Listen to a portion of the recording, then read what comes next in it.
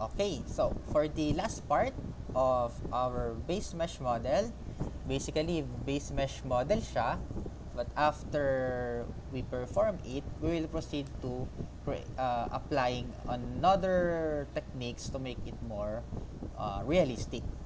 Okay, so we will for this video lesson we will apply uh, arms and as well as the head. Okay, first I will delete this edge, going on to the base, click the extrude in the offset. So let's try to insert the value of 0.1. Okay, so after we set it, ilalapat natin yung face doon sa arm socket. Okay, ilalapat natin siya.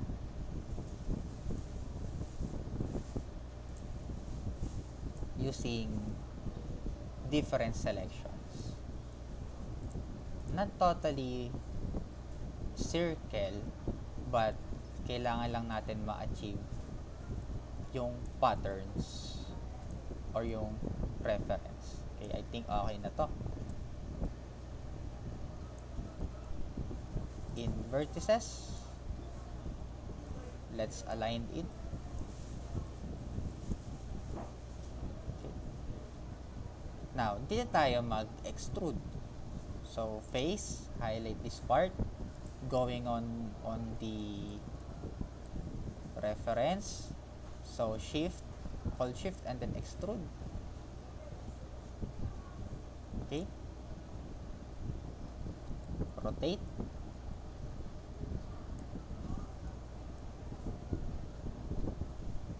Just like this. Align.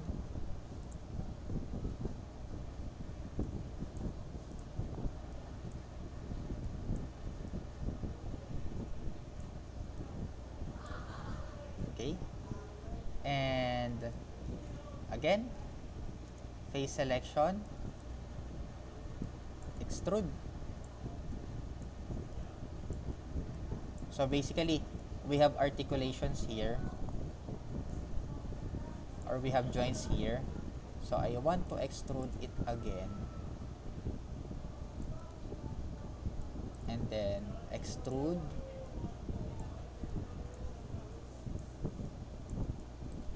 Just like this.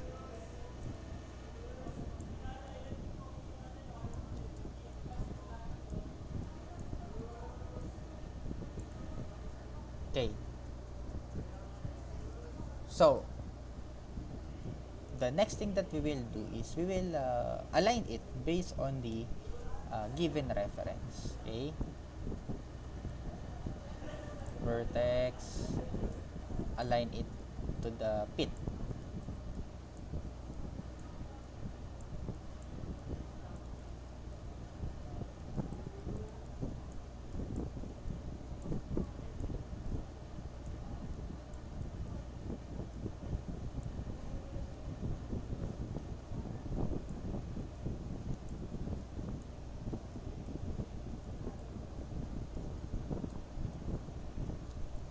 Rescale, rotate.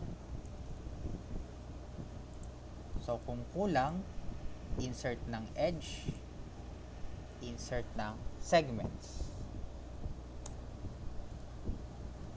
Vertices, to achieve the curve, align.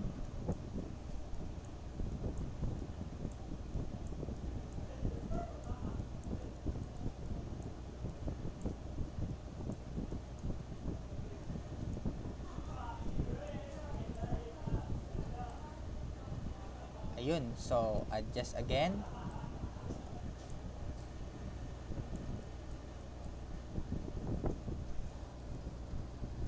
So ito yung itsura niya kapag naka other perspective view. Next thing is sa head. Ganon din naman yung approach, but basically here in top view. So let's try to create a quadro. In edge, okay, click the quadro here in modeling toolkit, control. Kung distorted yung lumalabas, try this technique. Go to vertex, select all the subject, go to edit mesh, delete, go to merge.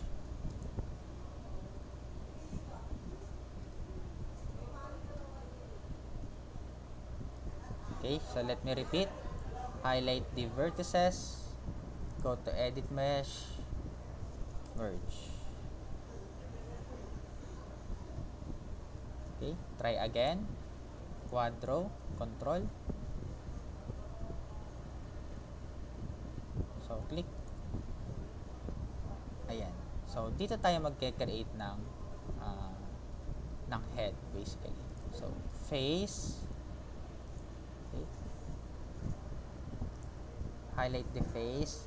And looking at the reference, syempre, mauuna si neck. So, extrude it.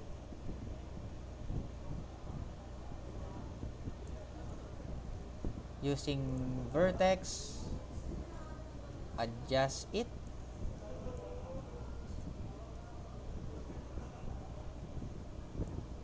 Okay, adjust it.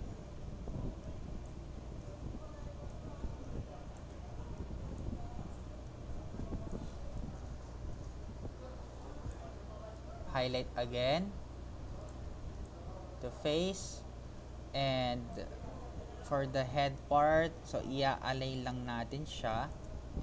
Meron tayong dalawang part, yung mismong muka and then yung cranium. We need to highlight this face and then extrude. Okay. On the cranium part, highlight it also using vertices.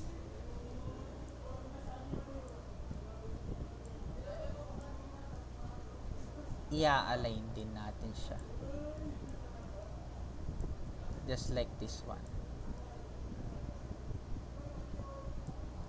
Kung kulang, create a segments.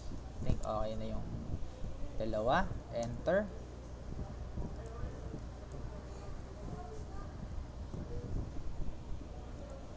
Okay, so enter.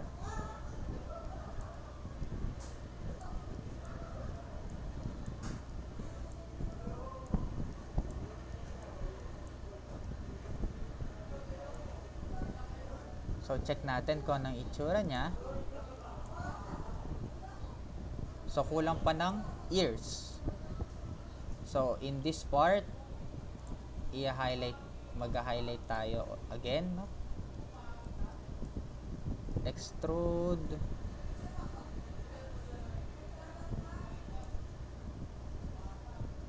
You can actually highlight this part again. Extrude. The purpose of this one is we can add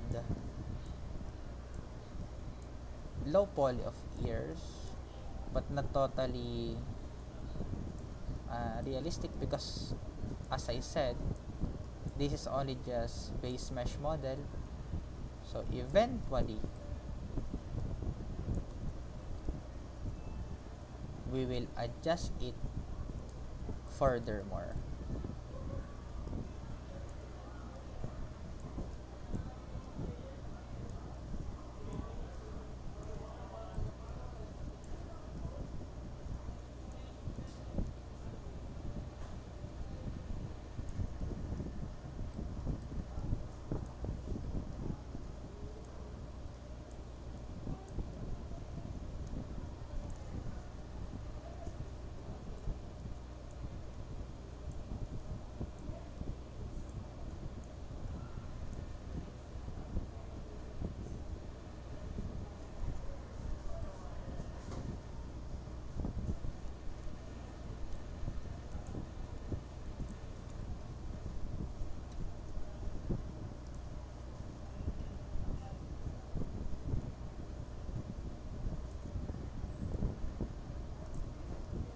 a little bit adjustment.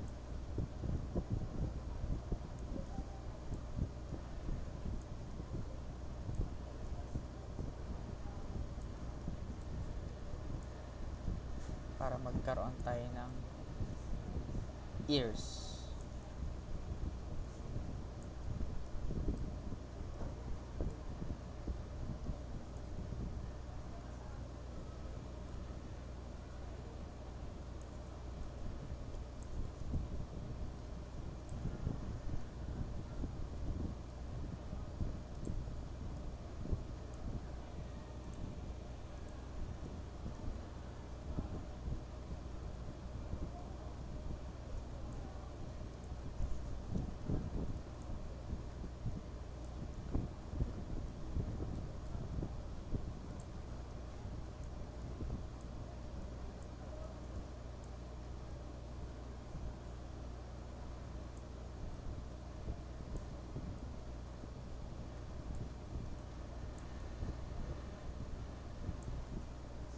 Okay, so once we're done,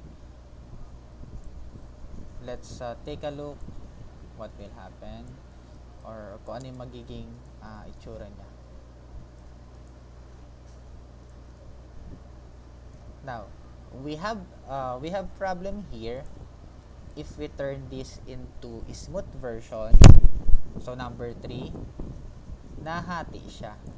So, ang problem natin doon, kasi hindi natin na-delete or hindi natin na-delete yung faces sa loob.